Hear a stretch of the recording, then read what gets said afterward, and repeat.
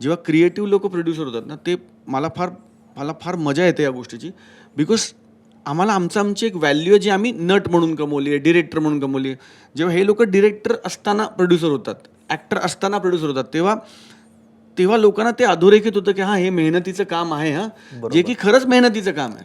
अनेक निर्माते असे आहेत ज्यांना इंटरव्ह्यूज नाही बोलवत नाहीत, ते प्रोड्युसर आहेत खरं तर, पण अरे प्रोड्युसर आहे नाही, उसको मत बुलाव. सो तसं नाही आहे. So it's a very important aspect of cinema, right. जो अधोरेखित होतो या निमित्ताने, असं मला वाटतं. पण खूपदा असं होतं की प्रोड्युसर हा फक्त फायनान्स करण्यापुरता मर्यादित राहतो, असं खूपदा दिसतं. म्हणून कदाचित ते जे तो वेगळ्या शब्दात आपण म्हणतो की ते ग्लॅमर, प्रोड्युसर या शब्दाला ग्लॅमर नाही आहे, त्या नावाला ग्लॅमर नाही, त्यामुळे तो कुठल्या फ्रेममध्ये येत नाही.